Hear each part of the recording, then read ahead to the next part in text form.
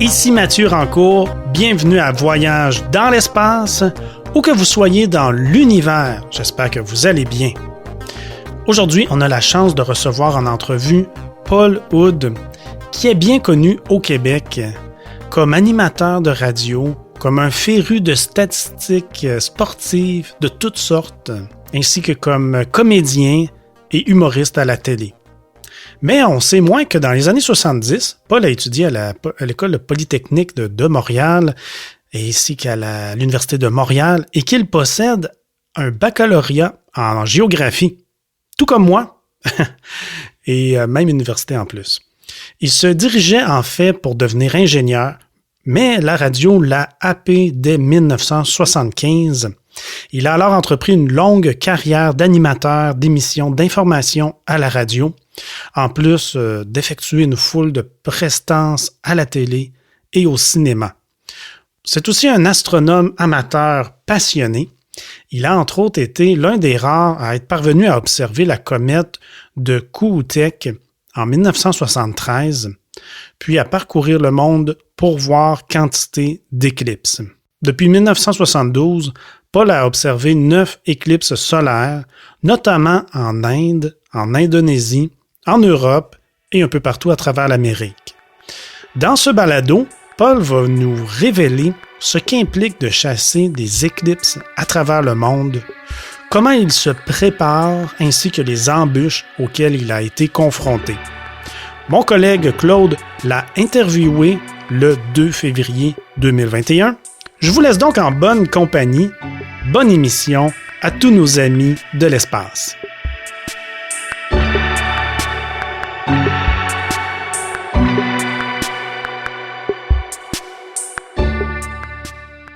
Bonjour, mesdames et messieurs. Aujourd'hui, j'éprouve un plaisir particulièrement intéressant. Je vais interviewer mon collègue Paul Hood. Comme je pense la plupart des auditeurs savent, depuis des années, Paul il m'interviewe de temps à autre sur les ondes du 98,5 FM pour parler de l'actualité spatiale. Ça donne toujours des entrevues assez intéressantes. D'ailleurs, souvent, on réfère sur notre page Facebook Voyage dans l'espace pour ceux qui voudraient les entendre, ceux et celles qui voudraient les entendre. Mais là, aujourd'hui, mon plaisir, c'est d'inverser les rôles. C'est moi qui vais interviewer Paul et c'est Paul qui va subir le supplice de la torture des questions, mais je pense que ce sera pas trop difficile. Comme Mathieu l'a relaté au début du balado en introduction, Paul, en plus d'avoir... c'est un homme orchestre, hein, et il fait de la radio, il fait de la télé, il fait de la télévision, il fait de l'humour, il fait de l'information, c'est presque une encyclopédie sur 2 pattes. Mais Paul, c'est aussi un astronome amateur assez particulier parce que lui, il parcourt le monde pour observer des éclipses du Soleil.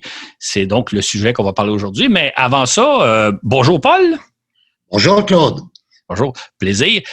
Dites-moi, j'aimerais ça que vous me racontiez un peu comment vous en êtes venu à vous intéresser à l'astronomie? Là, c'est une passion qui est née quand vous étiez adolescent? Oh, bien avant. C'est parallèle à la conquête spatiale. Donc, je suis en âge de me rappeler Yuri Gagarin, Valentina Tereshkova, si on parle des Soviétiques, mais je suis en âge de me rappeler Alan Shepard, Virgil Grissom, John Glenn. Donc, je remonte à mon intérêt spatial avec, disons, le programme Mercury aux États-Unis. Évidemment, ça a culminé après le programme Gemini, et ça a culminé par le programme Apollo. Et en 69, il y avait rien de plus, comment dirais-je, à la mode que de s'intéresser à la conquête spatiale, mais aussi parallèlement à l'astronomie. Autrement dit, en 69, on regardait beaucoup le ciel, beaucoup le ciel, et je me disais, beaucoup d'étoiles, mais j'arrive pas à reconnaître mes constellations. Alors, je me suis inscrit à peu près à l'âge de 15 ans à la Société d'astronomie de Montréal, qui tenait ses réunions chaque semaine au Jardin botanique. C'est là qu'a commencé ma passion pour l'astronomie. OK. Est-ce que, à l'époque d'Apollo 11, est-ce que vous avez même songé à aller voir un lancement? Non, parce que j'étais trop jeune. J'avais 14 ans, 15 ans. J'étais ado. Et Bon, mes parents nous amenaient en vacances, mais pas plus loin que Old Orchard ou Cape Cod. OK, juste au sud de la frontière américaine. Ouais. C'est ça. Et donc, à cette époque-là, vous avez même fabriqué votre propre télescope.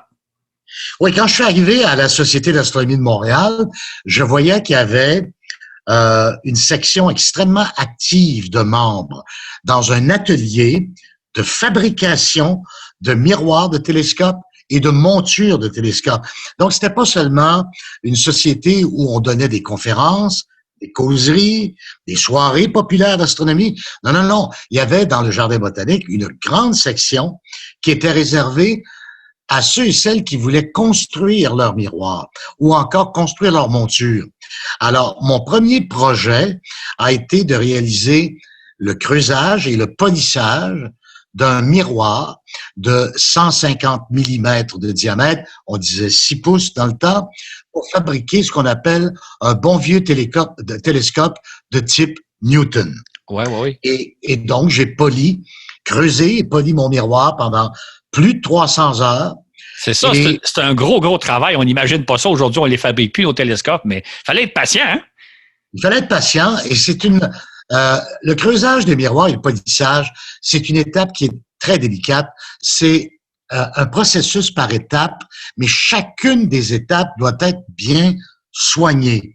C'est-à-dire que vous passez différentes phases dans le creusage, mais vous pouvez pas laisser un seul grain de l'abrasif précédent que celui que vous utilisez, parce que vous allez recommencer à zéro, vous allez faire des égratignures sur votre miroir. Ouais. Et la phase finale, qui est la réalisation de la parabole optique, demande des heures et des heures. Et j'avais même fabriqué ce qu'on appelle un testeur de Foucault.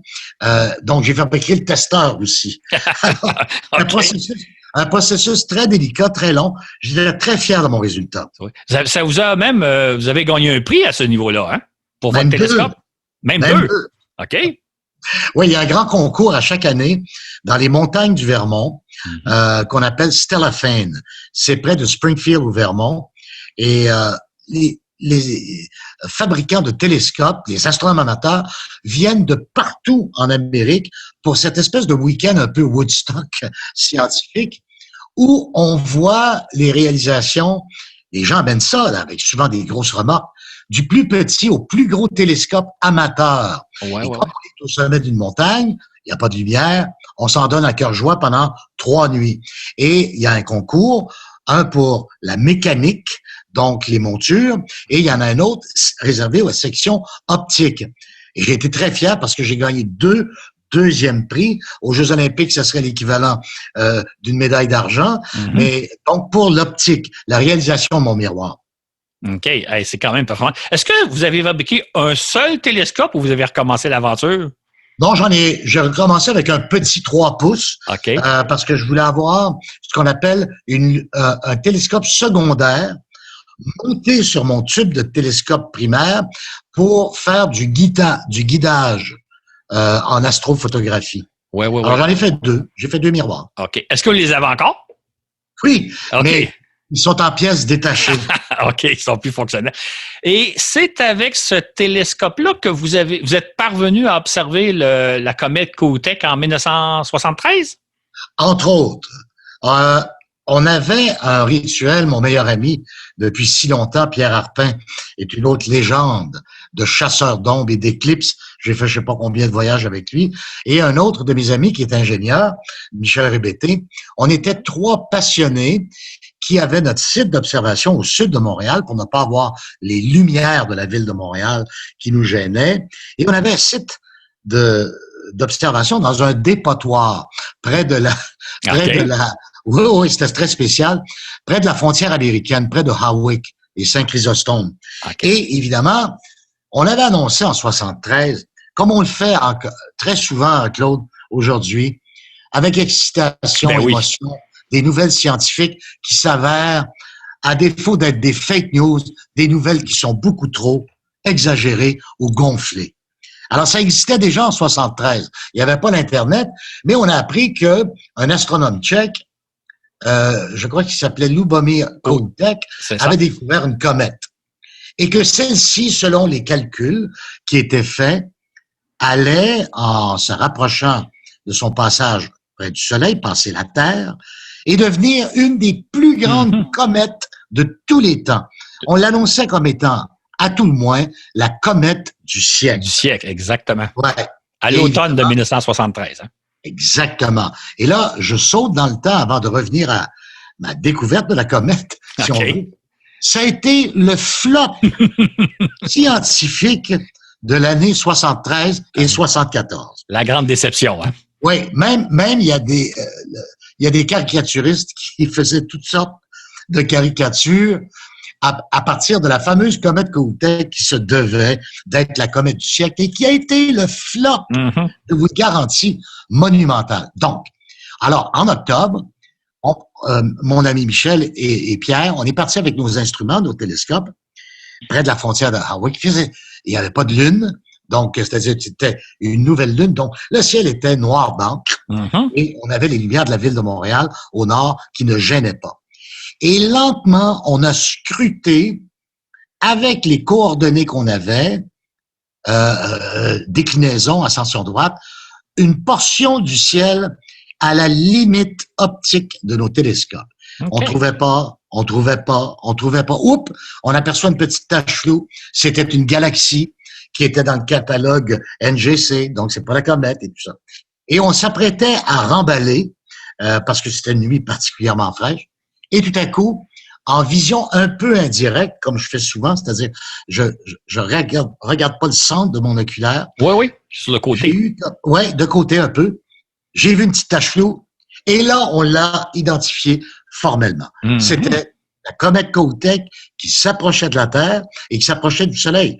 Et notre réaction, cette nuit-là, a été, elle a du chemin à faire avant de devenir la comète du siècle. Elle était à peine visible. La plupart des gens ne l'ont pas vue. Puis c'est vrai, moi, j'avais une douzaine d'années à l'époque, là, puis on en parlait comme la comète du siècle. Ça a été la déception parce que tout le monde pensait qu'il verrait facilement la comète.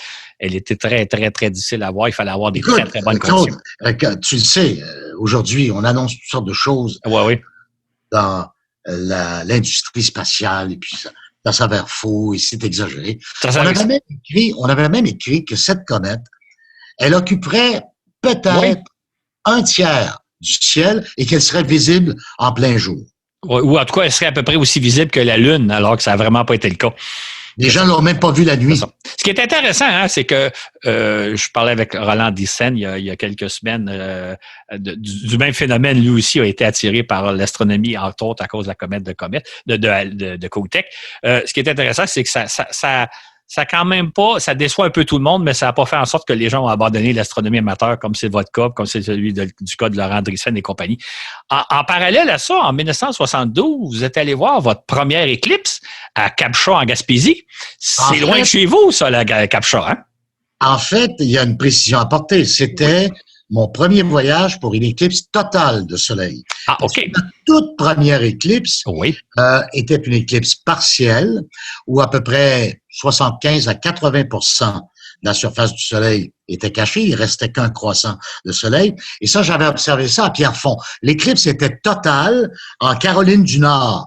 Mais j'avais pas les moyens de me déplacer. J'étais passé, comme on dit, j'étais passé en moyen. Oui, C'était l'année scolaire. J'ai des amis qui sont allés. Donc, on s'est contenté de la phase partielle le 7 mars 1970. Ça, c'était ma première éclipse, une éclipse partielle.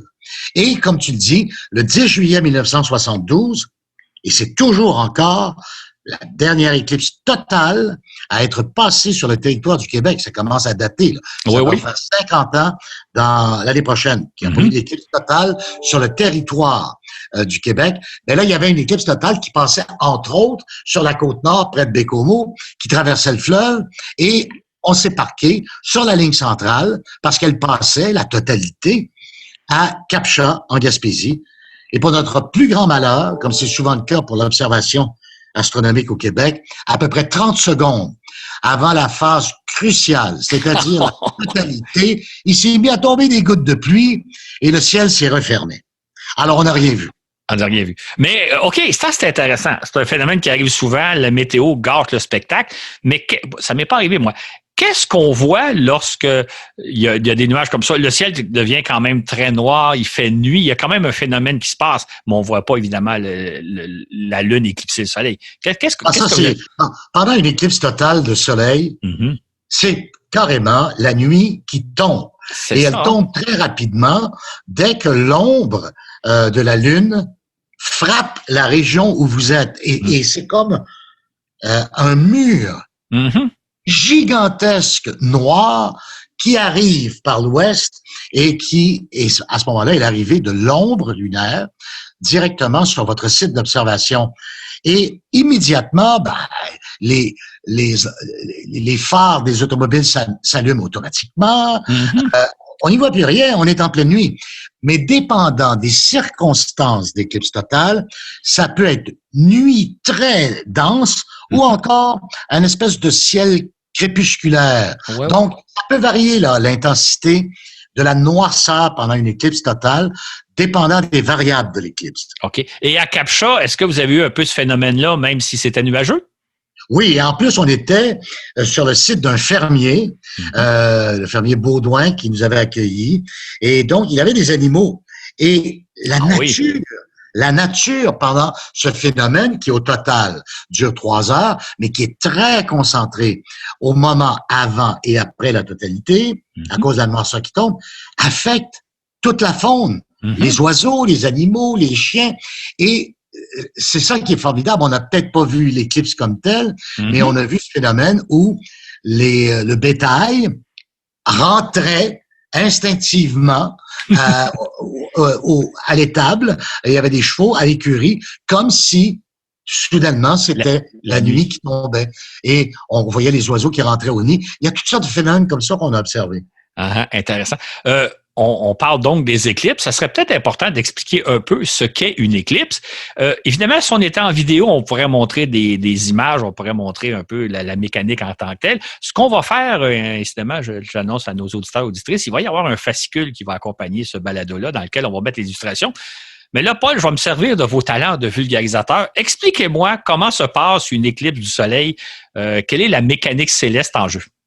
D'abord, il y a 2 types d'éclipses. Il y a des éclipses de lune et des éclipses de soleil. Ça implique 3 astres qu'on connaît très bien. Le soleil, la lune, notre satellite qui tourne autour de la Terre, et la Terre. Ça prend 3 astres. Lorsqu'il y a éclipse de soleil, la lune passe entre le soleil et la Terre. Lorsqu'il y a éclipse de lune, c'est la Terre qui passe entre le soleil et la lune. Voilà donc pour les explications les plus, je dirais, rudimentaires.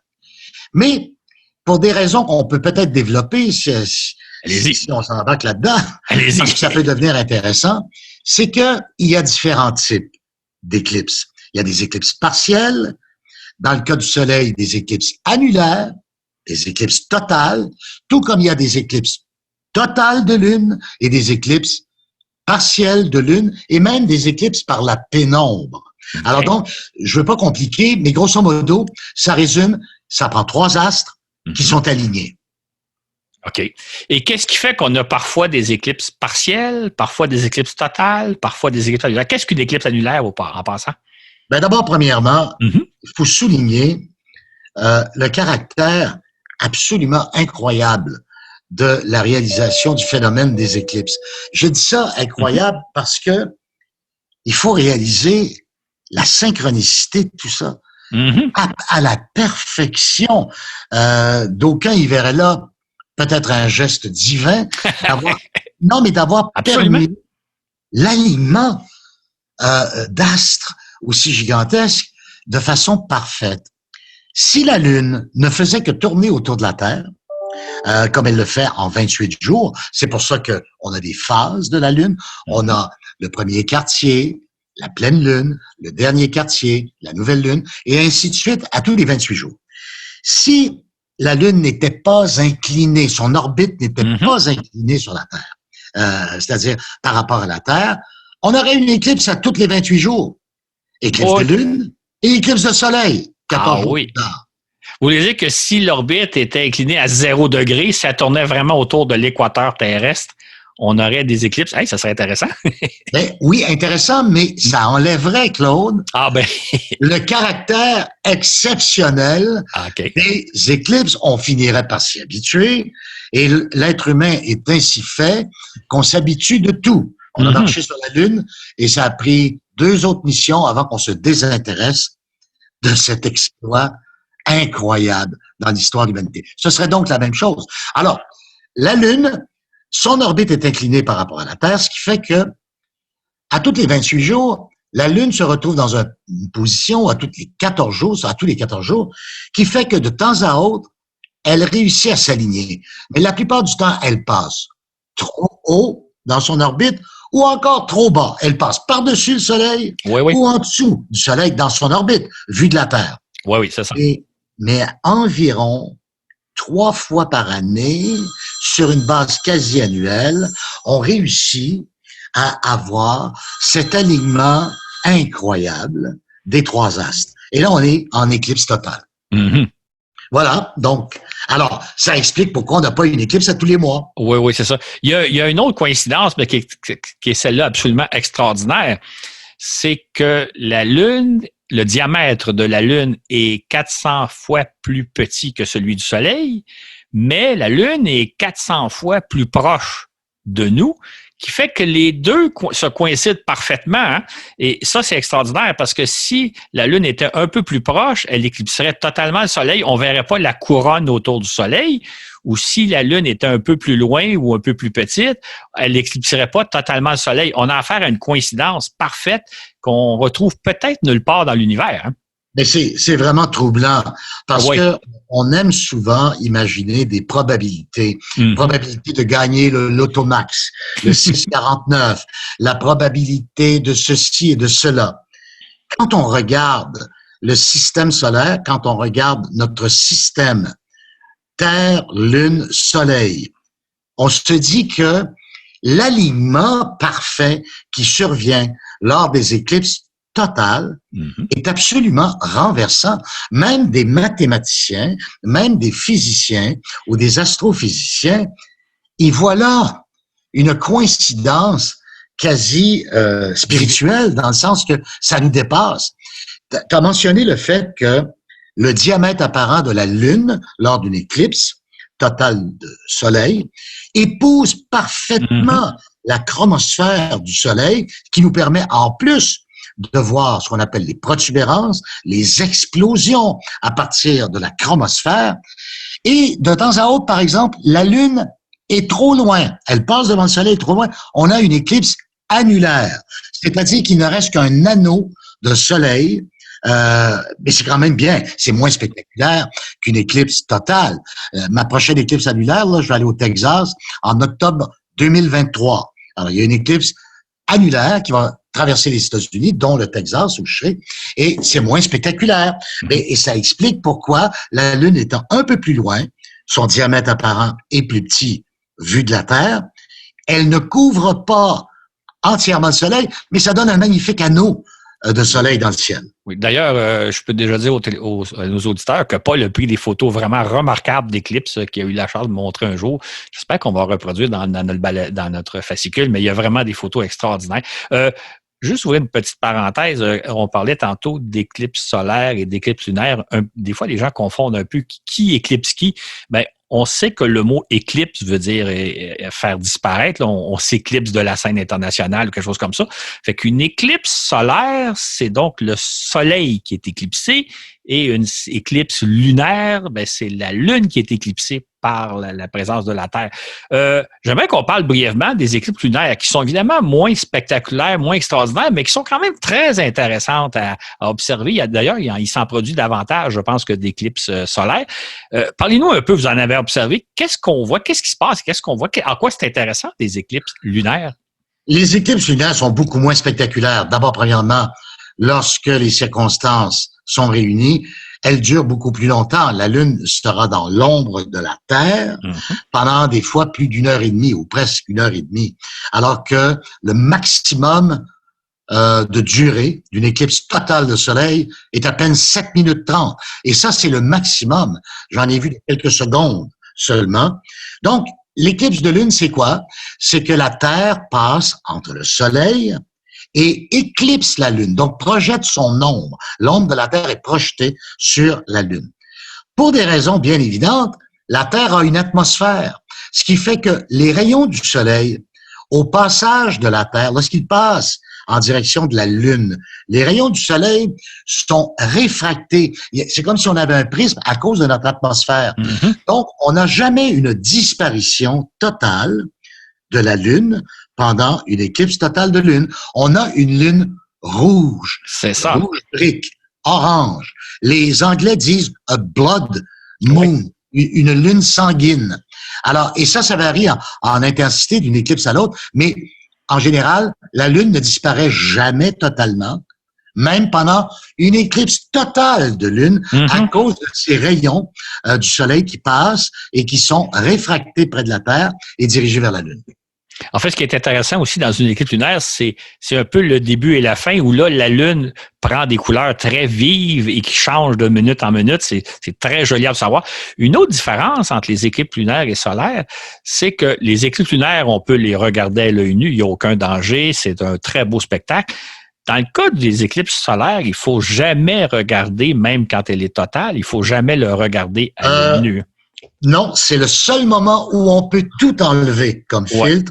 C'est pendant la totalité. Mais Claude, c'est un risque et il faut savoir quoi faire. En général, si vous êtes entouré d'astronomes amateurs pour qui les éclipses totales de soleil, ce n'est pas la première fois, ils vont vous dire enlevez tout, enlevez les filtres, enlevez tout ce que vous voulez parce que là, en ce moment, le soleil est totalement éclipsé, il n'y a aucun danger. Mais il faut prévoir que ça va durer seulement peut-être quelques secondes et quelques minutes et qu'à un moment donné, le premier rayon de soleil qui va apparaître dans une vallée lunaire et qui va le ramener peut être dangereux à l'œil nu, peut vous causer des problèmes très graves. Donc, il faut quelqu'un qui dit, on enlève les filtres, on remet les filtres.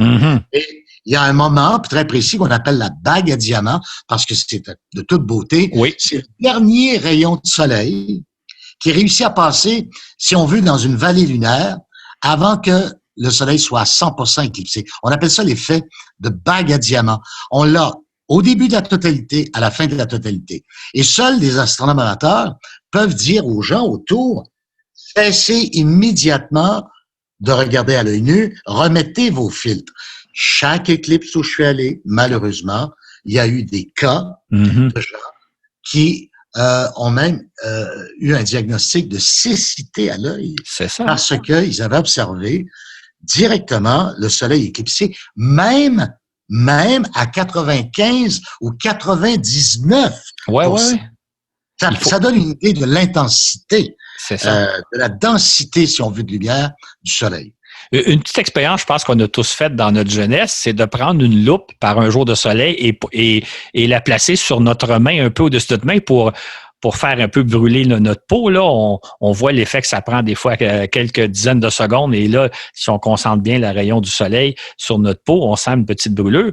C'est exactement ce qui se passe quand on regarde le soleil. Notre œil agit comme une loupe et on peut brûler le fond de l'œil très rapidement sans même s'en rendre compte. Donc, il faut juste se rappeler aux auditeurs que dans quelques circonstances que ce soit, à une exception près, il faut jamais regarder le soleil à l'œil nu.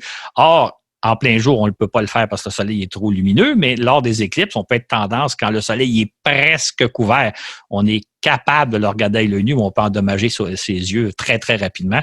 Et c'est intéressant la nuance que vous apportez. Des astronomes amateurs chevronnés sont capables de dire à tel moment, il n'y a pas de danger, mais autrement, dès qu'il y a danger, il ne faut pas perdre une seule seconde de dire je vais regarder un tout petit peu plus parce qu'on peut très, très rapidement endommager son œil.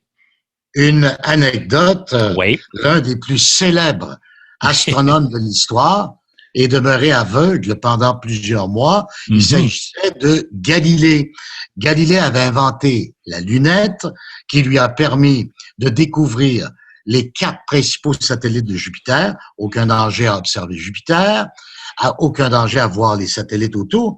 Puis à un moment donné, il dit, ça serait peut-être intéressant que je tourne ma lunette vers le Soleil. Et évidemment, cécité presque automatique, et il est demeuré vraiment handicapé là très sérieusement. Il ne voyait plus rien d'un œil pendant très longtemps. Alors donc, c'était la première victime, si on veut, c'est ça, d'une observation du soleil. Et lui ne le savait pas, alors que nous, aujourd'hui, on le sait. Fait que toujours rappeler aux gens, jamais regarder le soleil, même en période d'éclipse, sauf si on est un astronome amateur chevronné, comme vous à nos côtés. Oui, il faut autre observation importante, de sécurité, on n'improvise pas la fabrication de filtres solaires. Ah, OK. C'est pas comme se faire des masques contre le coronavirus. OK. Non, il faut avoir des filtres approuvés, d'une densité approuvée scientifiquement. On ne peut pas mettre, par exemple, des pellicules négatifs de film, en mettre plusieurs épaisseurs, ou encore prendre un masque à souder ou des trucs semblables. C'est pas sécuritaire. Okay. Vous, qu'est-ce que vous avez quand vous regardez des éclipses? Qu'est-ce que vous êtes acheté une paire de lunettes particulières? Qu'est-ce que... Moi, j'ai tout un amalgame d'outils. J'ai des jumelles. J'ai toujours du filtre solaire chez moi, approuvé 5D, en permanence, que je peux placer au bout des deux objectifs de jumelles. J'ai une petite lunette. J'ai un petit télescope, un plus gros télescope. Ils ont tous leur filtre solaire. OK, ça. On va faire un peu un tour d'horizon. Grâce à vous, on va faire un peu un voyage à travers le monde. On va parler un peu en fait, vous avez observé 9 éclipses importantes à travers le monde. On a parlé de la première à Captcha, qui a été déjà une leçon d'humilité. On arrive, la météo gâche notre spectacle. Votre deuxième éclipse importante, c'est celle au Manitoba en 1979. Racontez-nous un peu comment ça s'est passé cette fois-là. Oui, parce qu'on n'oublie jamais la première. Oui. Alors, c'était le 26 février 1979.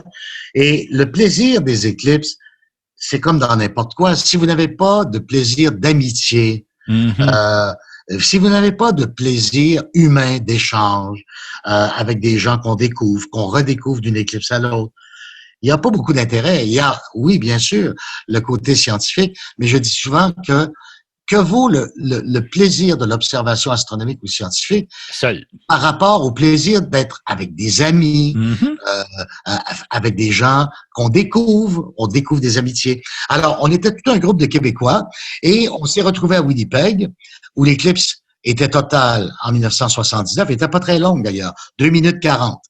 Et on s'est aperçu que la veille, il allait y avoir de la neige le lendemain et qu'on allait se faire encore une fois avoir par la météo. Okay. Alors, on est parti en pleine nuit avec nos fourgonnettes remplies d'équipements. On a roulé jusqu'à temps que le ciel soit dégagé et on s'est arrêté dans une minuscule municipalité près de la frontière de la Saskatchewan, mais au Manitoba, à Melita. Et on a débarqué tout le stock et on a réveillé le propriétaire d'un motel qui était fermé pour l'hiver. Alors, à 3 heures du matin, il pensait qu'on était des bandits qui s'amenaient pour le dévaliser. Et on lui a dit, monsieur, est-ce que vous pouvez nous héberger? Vous avez 22 clients, alors qu'il était fermé pour l'hiver. Vous avez 22 clients pour 2 jours minimum. Et il pensait qu'il avait gagné la loterie. Il a tout rouvert le motel. Il a mis sa cuisine en marche. Il a mis ses cafetières en marche. Et le lendemain, on a finalement assisté dans la cour de son motel, à cette superbe éclipse. Et là, vous l'avez bien vu ou c'était nuageux? Ah là, elle était parfaite. Elle était parfaite. Oui, je l'ai. À ce moment-là, j'avais pas de vidéo. On était en 79. Donc, j'avais une caméra quand même excellente en Super 8 mm Brown, caméra allemande. Et j'ai donc filmé toute l'éclipse dans sa phase totale pendant 2 minutes 47. OK. Il faisait à peu près combien à ce moment-là, le 26 février? Quand on s'est levé le matin, il faisait moins 30. Oh! Et au moment de l'éclipse, à peu près? Ça s'était réchauffé un peu parce qu'il y avait un peu de soleil. On l'a observé à peu près à moins 20. Ah là, c'est presque des conditions inimaginables. Donc, ça a été une belle réussite. Ça a été votre première véritable éclipse totale, là, où là, vous avez vu tout le phénomène, comme vous ne l'aviez jamais vu. Absolument. Et en général, quand on a la piqûre, c'est à vie. On va aller là où il faut se trouver dans le monde pour en voir une autre. Mais il y a beaucoup de gens qui ne sont pas des astronomes amateurs qui après avoir observé une éclipse, immédiatement, leur réaction, c'est de dire, c'est quand la prochaine, c'est où la prochaine. Ils en redemandent, ils veulent immédiatement revivre ces mêmes émotions-là. Et la prochaine, dans votre cas, c'est 1 an plus tard, presque jour pour jour, en Inde. C'est quand même loin, là. Oui, nous sommes allés en Inde. Alors, nous étions dans une région très éloignée, dans le Karnataka, dans une petite municipalité encore, à Ankola. Et on était avec un groupe d'astronomes amateurs internationaux. Et là, pas très longue, 2 minutes 40, 2 minutes 41, mais dans un ciel parfaitement dégagé. Et encore là, j'ai réalisé un très beau film de la totalité. OK. Et ça valait la peine parce que ça a dû vous coûter une fortune de vous rendre en Inde, tout le problème, la difficulté de se rendre jusque dans un coin perdu de l'Inde, ça valait la peine un tel voyage? C'est le phénomène vu de la Terre par les humains le plus spectaculaire. Il n'y en a pas d'autre. Oui, nous assistons sur la Terre à des phénomènes d'une puissance colossale, souvent des tragédies, des ouragans, par exemple, des volcans, des tremblements de terre, des séismes. C'est spectaculaire, malheureusement, trop souvent tragique. Absolument. Mais il n'y a rien de plus spectaculaire à l'échelle humaine comme phénomène astronomique que les éclipses, qu'une éclipse totale de soleil. OK. Et c'est ce qui fait que 3 ans plus tard, vous allez cette fois-ci vous rendre en Indonésie. C'est quand même à l'autre bout du monde par rapport à nous. Ça a été une belle éclipse cette fois-là? Oui, puis en plus, on avait choisi soigneusement notre site d'observation. On était, c'est-à-dire un groupe de Québécois, dans un endroit qu'on a qualifié d'endroit patrimonial de l'UNESCO, qui est le grand temple de Borobudur, à Java, en Indonésie. Alors, on était dans une ambiance mystique. Oui. Mystique. Alors, il y a 2 grands temples en Asie, là, Angkor Wat au Cambodge et le temple de Borobudur. Alors, vous aviez toutes ces constructions mythiques, sacrées. Et nous étions au cœur de ces constructions-là lorsque le soleil est disparu, cette fois-là pour près de 5 minutes. OK, c'est une belle éclipse. Oui, longue. OK. Est-ce que les conditions météo étaient bonnes? Parfaite. Pas un nuage dans le ciel. OK. Vous êtes chanceux, hein, parce qu'il arrive tellement de phénomènes. Il y a tellement d'astronomes qui ont raté des éclipses. Ouais. On dirait que là. Est-ce que là, c'était votre 4 ou 5e éclipse? Est-ce que c'est un peu avec le même monde? Y a-t-il des gens qui se retrouvent d'une fois à l'autre aux mêmes places? J'ai fait beaucoup d'éclipses avec mon ami Pierre Arpin, qui est un astronome amateur que je connais depuis plus de 50 ans. On a beaucoup voyagé ensemble quand on est allé en Inde. En Indonésie, on avait d'autres astronomes amateurs. Alors, il y en a quelques-uns. Mais c'est comme la vie courante, Claude. Des fois, on peut pas y aller parce que on a des obligations professionnelles. Des fois, ça coûte trop cher. Il y a des éclipses, par exemple, en Antarctique, où j'ai pas les moyens d'aller. Je connais pas beaucoup de gens. L'expédition peut coûter jusqu'à 30 000, 40 000 $. Oui. Et dans des conditions difficiles parce que il doit faire froid. Oui, mais il y en a une qui s'en vient là, sur le continent antarctique. Okay. Et je m'informais des prix. Ça n'a aucun sens. Partir de la pointe sud de l'Amérique du Sud, donc à Ushuaia, en Argentine, monter à bord d'un bateau. L'expédition est à peine de 11 jours et ça coûte 30 000 $ américains. Oui. OK. L'année suivante, en 1984, vous allez en Virginie, donc beaucoup plus près d'ici, pas tellement loin. Et là, vous assistez à votre première éclipse annulaire? Oui, elle ne dure que 6 secondes. OK. Alors, celle-là, c'était spécial parce qu'il y avait des nuages. Alors, ma femme était avec moi pour celle-là. On est partis comme des fous dans une fourgonnette que j'avais louée à la recherche d'un trou dans le ciel. Donc, le moment crucial allait s'amener que je roulais encore sur la route et ma femme regardait à l'extérieur pour me dire continue, il va y avoir un trou. Et finalement, on s'est arrêté in extremis dans une espèce de petit dépanneur Cambuse très spécial et on a sorti l'équipement et j'ai eu à peine le temps de tourner mon télescope vers le ciel que l'annularité s'amenait et durait 6 secondes et c'était fini. Mais heureusement, j'avais branché ma caméra vidéo et j'étais capable de saisir ce moment-là. Oui. Et donc, vous avez eu un trou dans les nuages qui vous a permis de le voir. Oui, mais j'ai eu la même situation en 1999, éclipse totale d'un peu plus de 2 minutes qui traversait toute l'Europe. Toute l'Europe. Et puis, ça a été le déluge. Le déluge. On avait de l'eau jusque par-dessus les chevilles, une demi-heure avant la totalité. Mm-hmm. Et le miracle s'est produit, l'ouverture des nuages.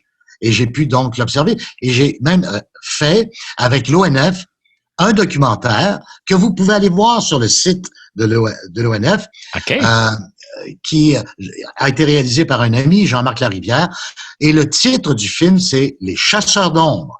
Alors, il y avait avec moi mon père et mon fils, 3 générations. Oui. On a regardé l'éclipse, mais un véritable miracle. Le ciel s'est dégagé. Absolument. Quelques minutes seulement avant le début de la totalité. C'est ça. On va mettre les coordonnées du film dans le fascicule qu'on va faire. Comme ça sera à revoir. Vous êtes allé aussi au Mexique en 1991, je pense. Est-ce que ça s'est bien passé cette fois-là? Oui, c'était... pas un nuage dans le ciel aussi. On était sur le bord de la plage, sur la côte ouest. Donc, un endroit qui s'appelait Playa Los Corchos, qui était au nord de Puerto Vallarta et Mazatlan. Et disons que celle-là, ça a été le Super Bowl de nos éclipses, parce qu'elle a duré plus que 7 minutes. Je te disais que le maximum qu'une éclipse totale de soleil peut durer, c'est à peu près 7:30, 7:40, 7 minutes 30, 7 minutes 40. On a eu plus de 7 minutes. Et cette fois-là, en plus des 7 minutes, pendant la totalité, on a vu d'énormes protubérances, c'est-à-dire des explosions gigantesques dans la chromosphère, dont une en forme de tête de cheval, absolument incroyable, qui est apparue. Et cette protubérance-là, pour te donner une idée, on aurait pu y inclure plusieurs terres, plusieurs planètes terres, tellement elle était gigantesque. Et elle est apparue vers la fin de la totalité. Une éclipse qui était, comme on dit, l'éclipse des éclipses. Exactement. On pourrait peut-être souligner, j'imagine, l'éclipse, c'était le 11 juillet 91. Il devait faire chaud au Mexique, mais durant l'éclipse, la température a le temps de baisser, je crois. Oui, on apporte toujours un un thermomètre très précis, très précis. Il ne s'agit pas d'avoir un thermomètre de calendrier, comme dirait l'autre. Oui. Alors, on apporte un véritable thermomètre avec une boule de mercure et vous seriez surpris de voir combien pendant une éclipse on peut perdre. Alors, dans le cas de l'éclipse mexicaine de 91, en termes de degrés Celsius, on est parti d'à peu près, il faisait 34 avant l'éclipse, donc sur le bord de la plage, et on s'est retrouvé à 23 au moment de la totalité, avant de voir, évidemment, la température remonter. Près de 10 degrés Celsius en l'espace d'1 heure et demie. C'est ça. C'est assez fascinant. Oui. L'éclipse suivante, c'était dans l'État de New York, à Charleston? C'était à Chestertown, ça, c'était une annulaire. OK. Alors donc, la Lune était trop loin de la Terre pour couvrir complètement la surface du Soleil. Ça a donné une magnifique éclipse annulaire, pas tellement spectaculaire, une annulaire. Et donc, on voyait un anneau de soleil qui était là, suspendu dans le ciel. Encore là, il fallait avoir des filtres parce que, je vous rappelle, un seul rayon solaire observé trop longtemps peut vous causer de graves problèmes oculaires. Effectivement. Est-ce que, à ce moment-là, les conditions météo étaient bonnes? Parfaites. Ils étaient parfaites. Je n'ai eu qu'une éclipse ratée, ma toute première, OK. 10 juillet 72 à Cap-Shop. C'est ma seule éclipse que je n'ai pas vue. C'est ça. Une autre éclipse que tu es allé voir aux États-Unis, ça, on en avait entendu parler beaucoup. En 2017, en Caroline du Sud, vous aviez fait une expédition, vous en aviez parlé beaucoup. Ça a été, ça aussi, une belle éclipse. Très belle éclipse, et encore là, avec, beaucoup d'anxiété, étant donné qu'on était... Nous, on a observé dans un stationnement de Walmart.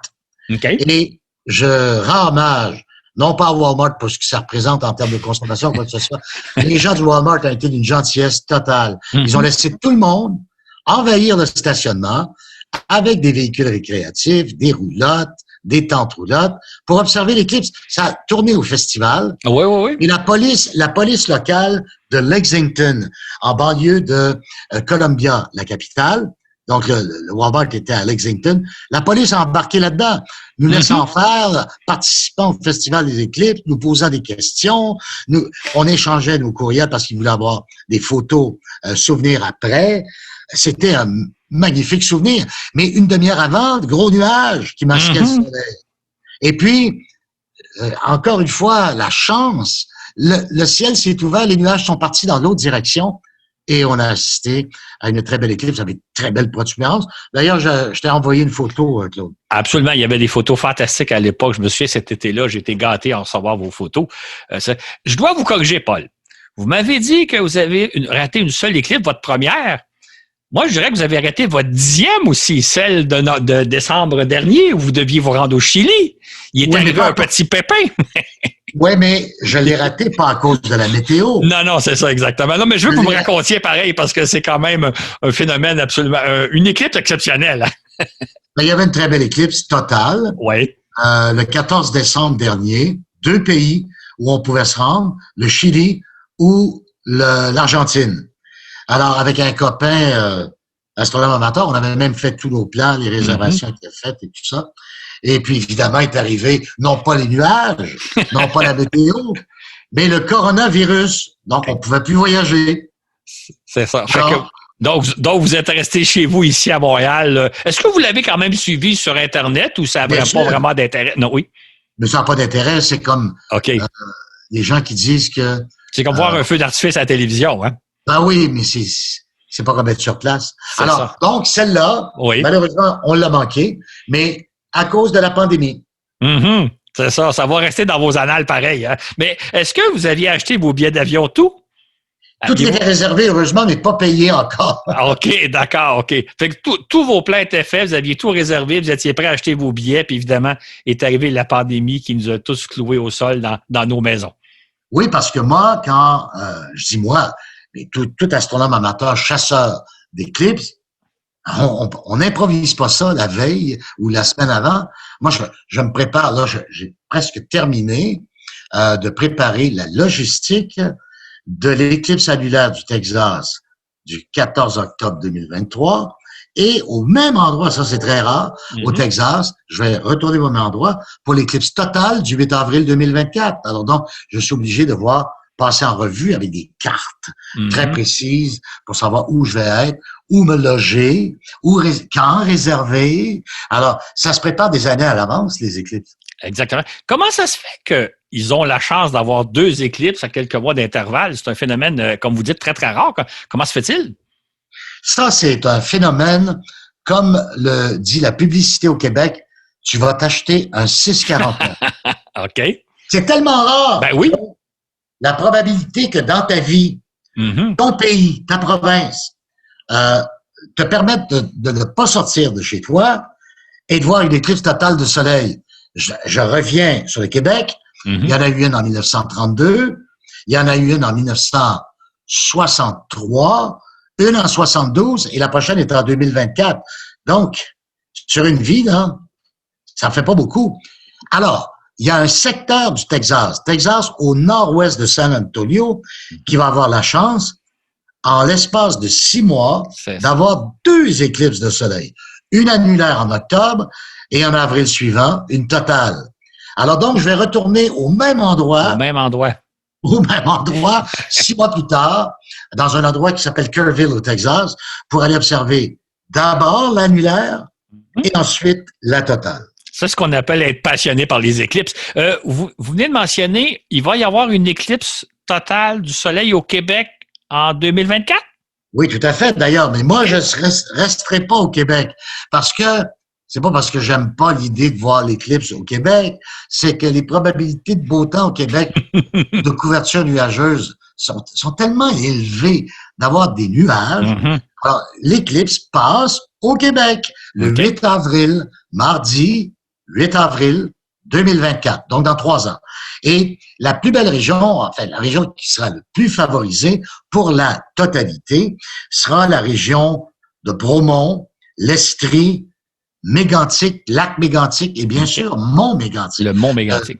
Oui, le Mont Mégantic. L'Observatoire du Mont Mégantic est dans la bande de totalité. À Montréal, Seule la rive sud est encore là pour 1 seconde ou 2, parce que l'éclipse à Montréal, sur le territoire de l'île, n'est pas totale à 100%, elle est à 99,999%. Alors, il faut donc aller au sud de Montréal, et puis, en se dirigeant vers l'Estrie, comme je disais, Bromont, Sherbrooke, Lac-Mégantic, ces villes-là sont dans la bande de totalité, une belle totalité pour le Québec.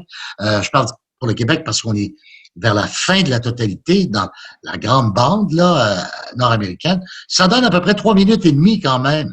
Quand même. Et vous allez aller où? À Kerrville, Texas. Encore?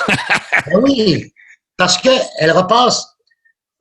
Kerrville a l'annulaire. C'est la même. OK. Oui, c'est la même éclipse. OK. Celle que vous allez voir, l'éclipse totale que vous allez voir en avril 2024 va également être visible au Québec. J'avais pas fait de lien. Elle part dans le Pacifique. Mm-hmm. Elle remonte le Mexique. Okay. C'est là d'ailleurs le maximum de totalité aura lieu au Mexique. Mm-hmm. Et après ça, en remontant vers le nord-est, elle accroche le Texas, beaucoup d'États du Midwest américain, et elle finit par aboutir dans l'Est, ici, au Québec. OK. Ça va être intéressant. On va évidemment parler à l'époque, mais ça va être tentant à Montréal de la regarder puisqu'elle va être à 99,99%, mais il ne faudra pas le faire. Par contre, on peut se déplacer de peut-être d'une centaine de kilomètres, 50 à 100 kilomètres, et là, on va avoir des bien meilleures conditions si le ciel collabore. Ben, c'est pour ça, moi, j'ai regardé la date, je me suis dit 8 avril. On est à une espèce de transition entre l'hiver et le printemps. On n'est jamais sûr de ce qu'on va avoir le 8 avril, Claude. Absolument. Ben, même au mois de juillet, mais c'est sûr qu'il fait plus beau au mois de juillet, mais on va se permettre ça. En terminant, Paul, j'aimerais ça que vous faisiez part peut-être de quelques conseils que vous donneriez à ceux et celles qui envisagent voir des éclipses. Entre autres, vous avez donné un tantôt en disant ça se prépare pas là, la veille, là, il faut y penser d'avance. Qu'est-ce que vous nous donneriez comme conseil, soit à une éclipse qui serait pas très loin de nous, un peu comme celle de 2024, ou même des éclipses qui sont plus loin? Quel conseil vous nous donnez? Comment on se prépare? Alors, si je regarde les prochaines décennies, on va mettre ça sur une longue période. OK. Et je regarde que il y a cet annulaire, c'est beaucoup moins spectaculaire, je le répète, au Texas, mais moi je dis au Texas, non, à travers les États-Unis, le Midwest américain, 14 octobre 2023. Donc, si vous partez en road trip, ou si la frontière est rouverte, j'espère, en 2023, j'espère. J'espère. Mais vous pouvez aller voir, allez vous placer à l'intérieur de la bande d'annularité. Vous allez voir un beau spectacle. Vous allez avoir tout le temps vos filtres sur les yeux parce qu'elle est annulaire. Donc, le soleil n'est pas couvert, éclipsé totalement. Mais moi, si je faisais des plans, je vous dirais, patientez. Dans 3 ans, nous allons avoir une super grande éclipse nord-américaine, comme celle qu'on a eue en 2017. Mais le bonus, c'est qu'elle vient ici, au Québec. Elle vient au Québec. Donc, ma sœur, par exemple, qui habite à Bromont, j'ai dit, tu n'as même pas besoin de te déplacer sur ton balcon. Tu as 3 minutes 27 de totalité. C'est quand même fantastique, ça. On ne parlera que de ça au Québec. Pas une prédiction, c'est une certitude. On ne parlera que de ça dans les médias une semaine avant. Exactement. Pour la voir, cette éclipse-là, qu'est-ce qu'on devrait se procurer comme vraiment amateur? Là, on ne veut pas s'équiper, dépenser. Qu'est-ce que ça prend le minimum?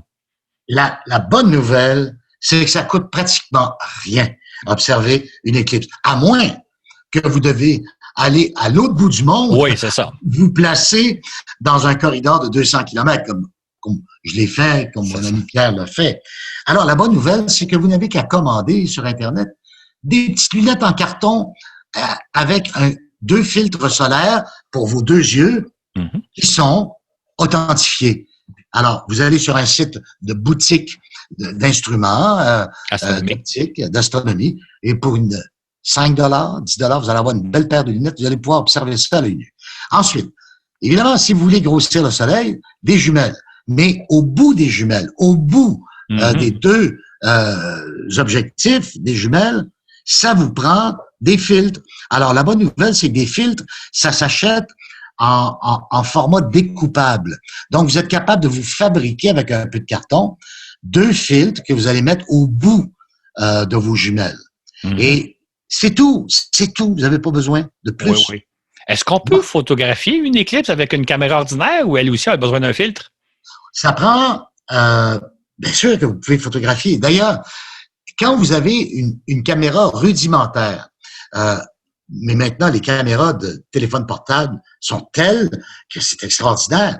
Alors, vous la placez sur un trépied, vous allez faire des photos où on voit la nuit, c'est comme si la photo était prise à 3 heures du matin. Ça, c'est ce qu'on appelle des photos d'ambiance. Alors, vous pouvez prendre des photos extraordinaires d'ambiance.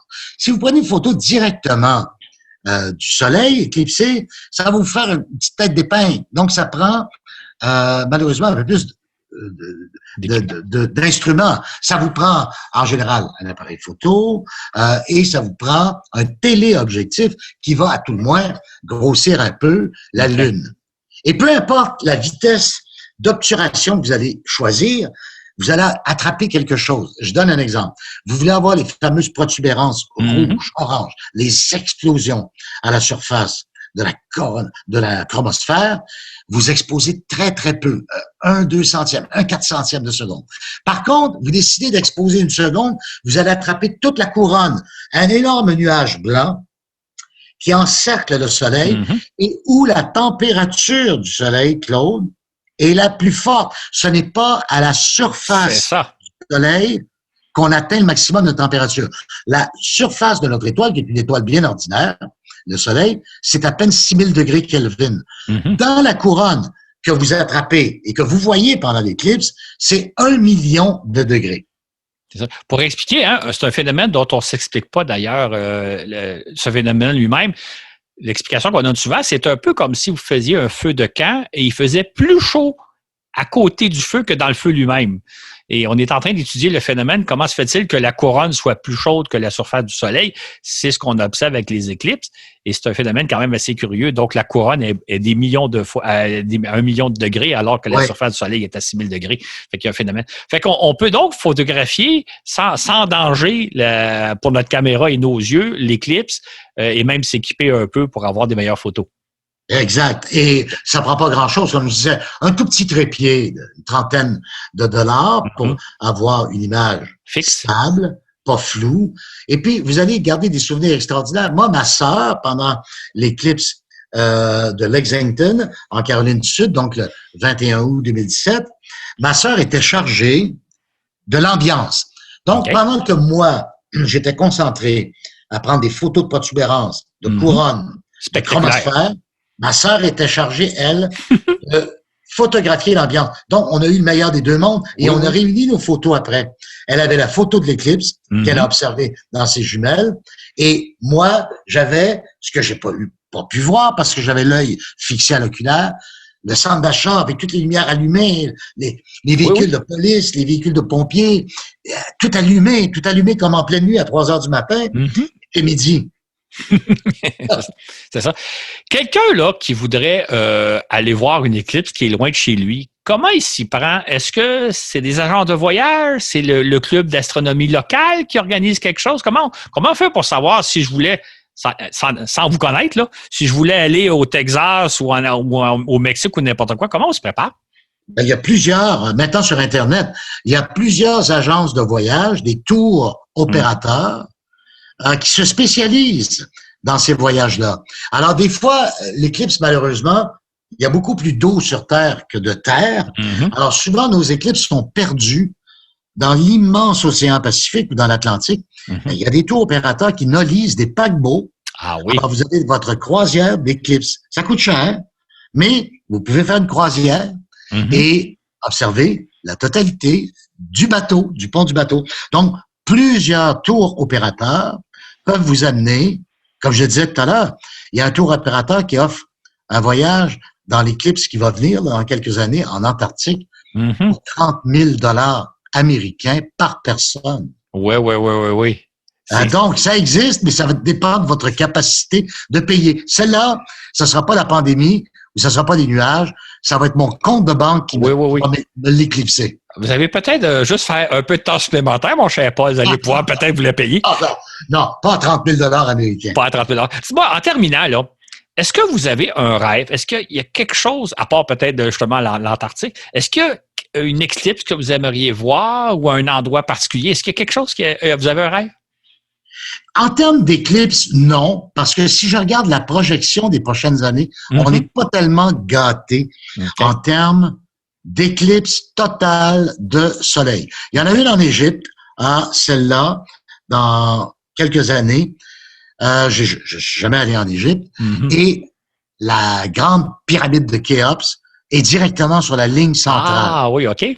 Alors, je parlais de Borobudur tout à l'heure. Ça devrait être particulièrement inspirant de voir le phénomène astronomique le plus spectaculaire pour l'être humain aux côtés de la grande pyramide de Khéops. OK. Alors celle-là m'excite un peu.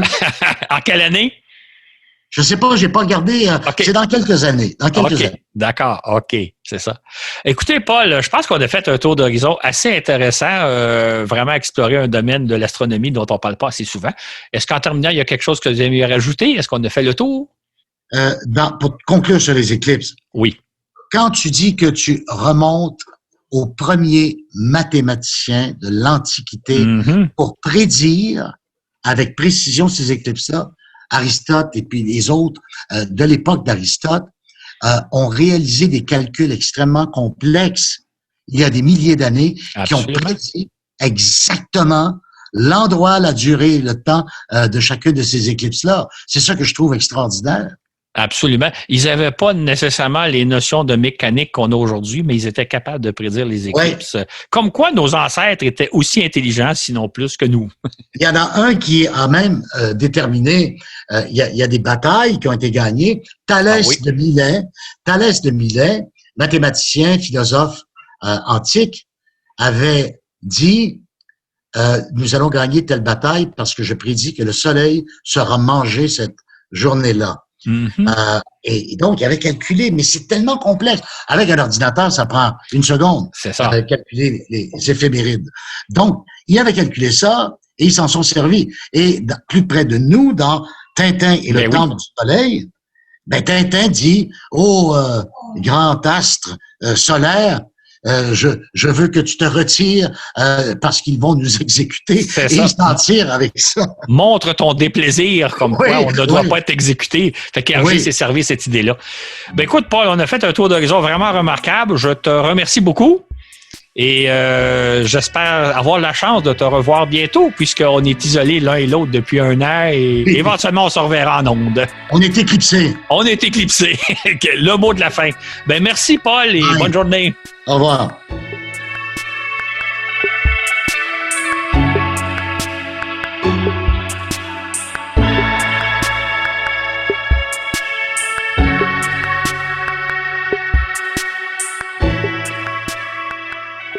Je vais prendre le temps de remercier Paul Hood pour sa générosité, pour son temps et pour nous avoir partagé sa passion pour les éclipses. Vraiment, c'était très intéressant de l'entendre dans cette entrevue. J'espère que vous avez apprécié. Tant qu'à être dans les remerciements, je vais remercier de nouveaux patrons sur notre plateforme Patreon. Donc, je souhaite la bienvenue à Annie Précourt, François Perron, Vicky Lacharité, Jean-Marc Verneau et Louis Rancourt. Merci, bienvenue à bord et c'est vraiment apprécié votre contribution de sociofinancement à notre projet de voyage dans l'espace. Le lien d'ailleurs est toujours dans la description si vous voulez aller voir notre plateforme Patreon. Donc en vous abonnant, d'ailleurs cette entrevue, vous avez la version intégrale si vous êtes patron pour 5$ et plus. Vous allez assister à un échange vraiment informel, convivial à la fin entre Claude et Paul. C'est une exclusivité sur Patreon. Vous avez accès aussi à des fascicules PDF pour la plupart des épisodes ont leur fascicule écrit. Pour celui-ci, ça fait pas exception. Il va y avoir un magnifique fascicule qui est fait toujours par Claude Lafleur. C'est sa création. Et cette fois-ci, il y a des photos magnifiques, mais des photos d'archives de la banque de photos de Paul Oud. Donc, il a été très gentil de nous transmettre ses photos personnelles. Vous allez le voir avec ses amis, mais aussi vous allez voir des images d'éclipses solaires. Voilà, c'est ce qui met fin à cet épisode. Sur ce, où que vous soyez dans l'univers, je vous dis à la prochaine pour un autre voyage dans l'espace.